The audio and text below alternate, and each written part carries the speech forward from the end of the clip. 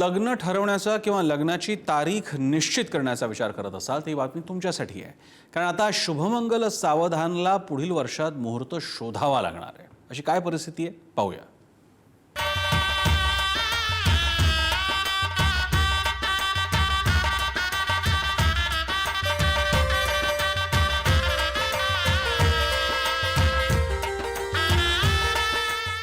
काय मग लग्नाळू मंडळी, यंदा तुळशीचं झालं की तुमच्या लग्नाचा मुहूर्त निघायची वाट पाहत असाल नाही का?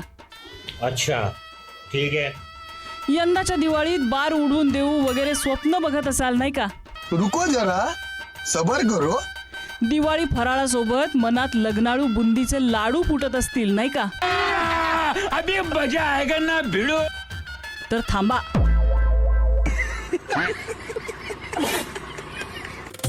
नाही गड्यानो, नाराज होऊ नका.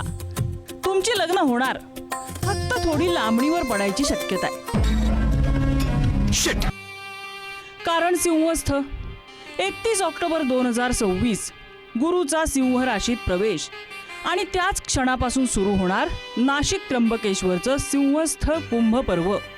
धार्मिक दृष्ट्या अत्यंत पवित्र मानल्या जाणाऱ्या या पर्व काळात विवाह, गृहप्रवेश, वास्तुशांतीसारखी बहुतांश मंगल कार्य करायची परंपरा नाही.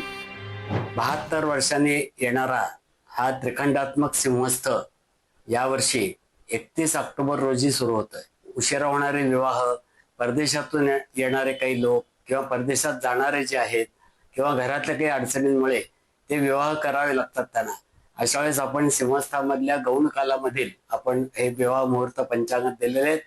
ज्यांना आवश्यक असतील त्यांनी त्या मुहूर्तांवर लग्न त्यांना करता येईल.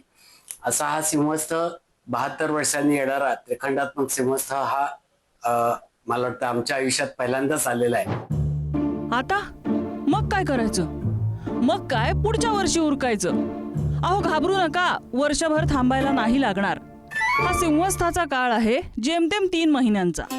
24 जानेवारी 2027 तो संपणार, पण तोवर पुढचं वर्ष उजाडतंय. अभ्यासकांच्या म्हणण्यानुसार अत्यंत निकडीची परिस्थिती असेल तर शास्त्रानुसार आपत्कालीन मुहूर्त काढता येतो. मात्र हा अपवाद असून त्याचा वापर केवळ विशेष परिस्थितीतच करावा असं धर्म अभ्यासक सांगतात.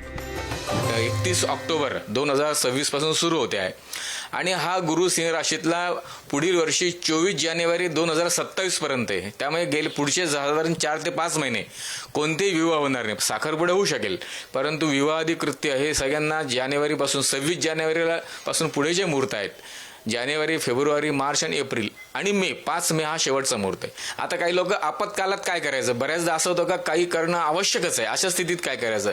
तर अशा स्थितीमध्ये त्या विशिष्ट प्रदेशातून थोडं दूर जाऊन तुम्ही लग्न करू शकता. नाशिकपासून साधारण 300 किलोमीटर बाहेर जाऊन लग्न करू शकतात. हा त्याला दुसरा पर्याय आहे. धार्मिक श्रद्धा, परंपरा आणि सामाजिक नियोजन या तिन्ही गोष्टींचा समतोल साधत यंदाचा सिंहस्थ पर्वकाळ विवाह सोहळ्यांवरही मोठा प्रभाव टाकणार आहे. सिंहस्थ कुंभ पर्व हा आध्यात्मिक साधना, दान आणि स्नानाचा महापर्व मानला जातो. त्यामुळे या काळात मंगल कार्य टाळायची परंपरा आजही कायम आहे.